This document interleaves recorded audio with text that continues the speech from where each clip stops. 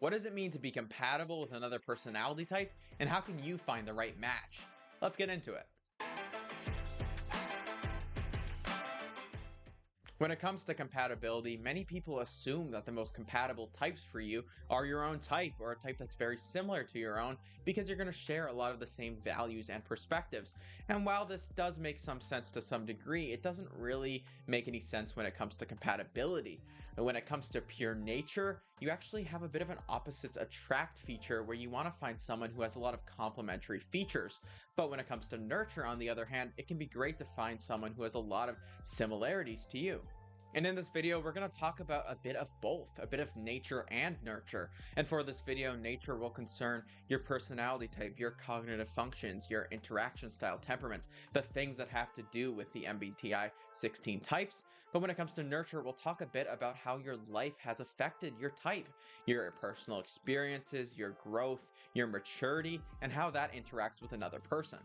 When it comes to finding a soulmate type connection, it's not something that you necessarily just find, it's something that you build together, but there are some things you can take into account when trying to find a partner. Things like nature and nurture that are both compatible can be a great starting place for you to grow with another person.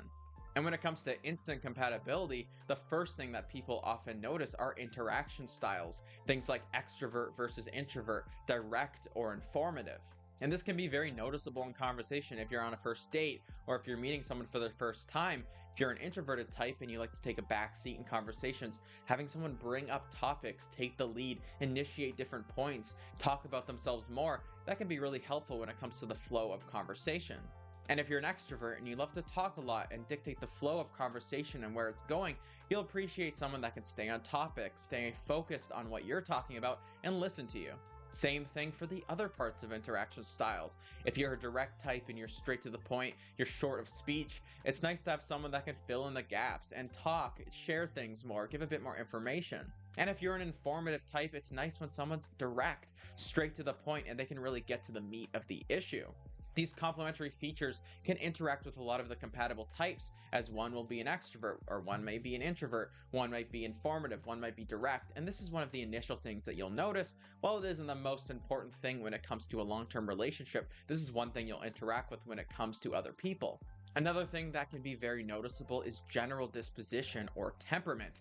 So if you're an NF type, INFJ, ENFJ, INFP, ENFP, you're going to get along with NF types very well because you're all relationship focused, you're idealistic, you look towards the future, you like to work together.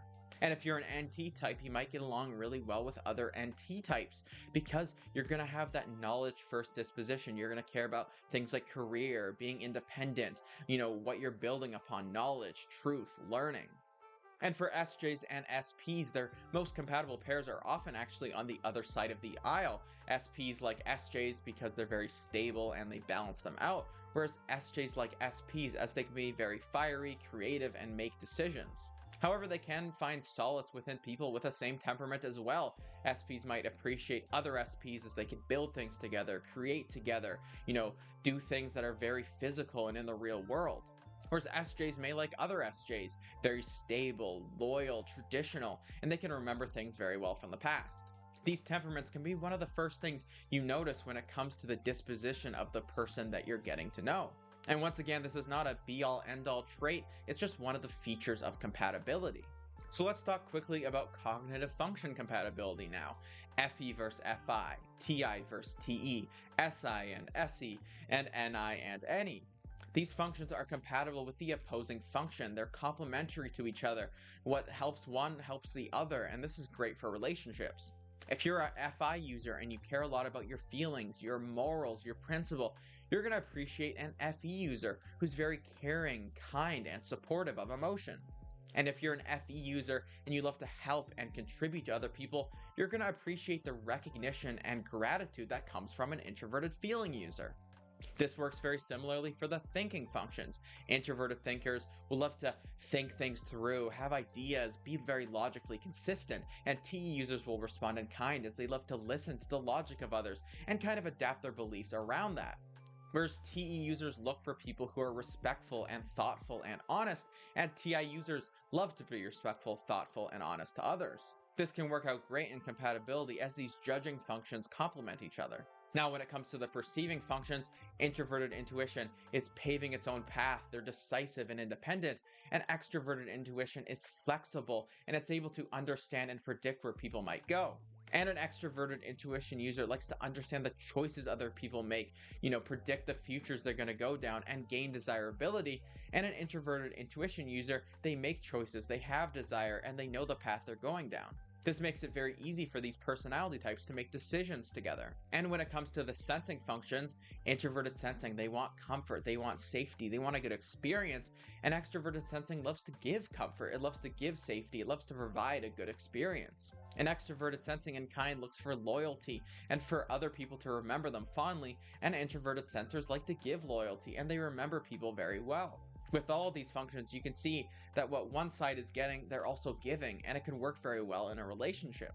Since all of the 16 personality types do have all the functions, the order and prioritization of these functions is very important. For the NFJ types like INFJs and ENFJs, they really appreciate the NFP types like INFPs and ENFPs as they are compatible with this functional order. INTPs and ENTPs really appreciate INTJs and ENTJs as well.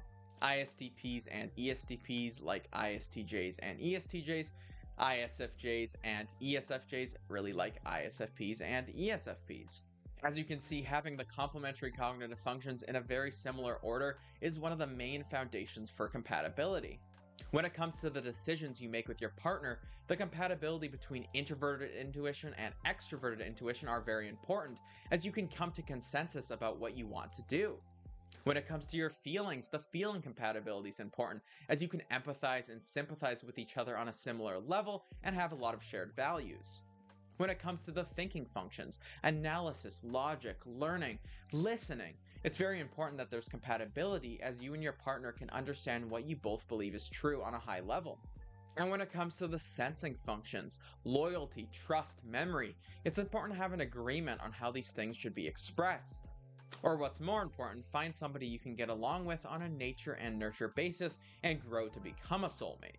Step 1, it helps to really know your type, understand your strengths and weaknesses and what's compatible with you, and to find someone who's a compatible type. And after you understand that nature side, understand your nurture side, understand your development, your cognitive focus, and the maturity level you're on. This will help you find someone on a similar step in their life path. It's important to be open to unexpected matches. It's not always your most compatible type that you're necessarily going to get along with. There's a variety of compatibility. You might focus on the feeling function being the most important when it comes to compatibility. You might decide it's your nurture. You might decide it's a maturity thing. There's a lot of different elements that go into compatibility, and it is up to you to decide what's more important. You might find that you get along best with your 8th most compatible type because of your life circumstances and their life circumstances, and that's totally okay. Sometimes someone will be very compatible with their personality type, but their nurture won't be very compatible, but you'll grow over time. Or maybe you'll find somebody whose nature doesn't quite line up, but you have a lot of similar nurture elements, and that's really important to you. Things like open communication and emotional development are keys for a successful relationship.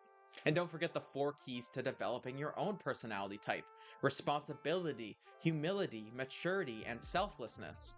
If you master these 4 keys, you're going to have a higher level of maturity with your perspective and your cognitive functions, and you can find somebody who has a similar viewpoint. If you're looking for an NF temperament, you might look in volunteering institutions or education or nursing. You'll look for places where people care about their community and relationships. If you're looking for an NT type, you might look into scientific communities, look in schooling institutions, find where people are knowledge focused. If you're looking for an SJ, you might look for a government job or where someone has traditional family values. And if you're looking for an SP, you might look for artistic communities or adventurous communities, places where people have free spirits. While this is obviously not a comprehensive list, this is one way you can think about finding a good match. Instead of necessarily focusing on the perfect type, you can try and look for a good balance of nature and nurture. Shared values, shared beliefs, and maturity are also extremely important when it comes to a healthy relationship. Nurture is one of those things that can help you communicate at the beginning, but is subject to change over time as you grow together. While nature can also help you communicate, but it's a little bit more hardwired because of the cognitive functions. I find that nurture can often be very important at the start. The right time, the right place, the right background, that can definitely set you up to grow. Nature is a bit of the opposite. doesn't necessarily matter as much at the beginning, but as you grow together and the years pass, it can become very important as it's unchangeable. The fact that nurture is more changeable if you spend time together, whereas nature is a bit more unchangeable, is something to keep in mind when it comes to picking your partner. Let me know in the comments down below if any of this resonates with you, and if you are with somebody or you have any thoughts on the 16 types and who the right pair is, let me know in the comments down below. And I hope you guys enjoyed this video and subscribed, as it definitely helps the channel, and I hope you all have a great day.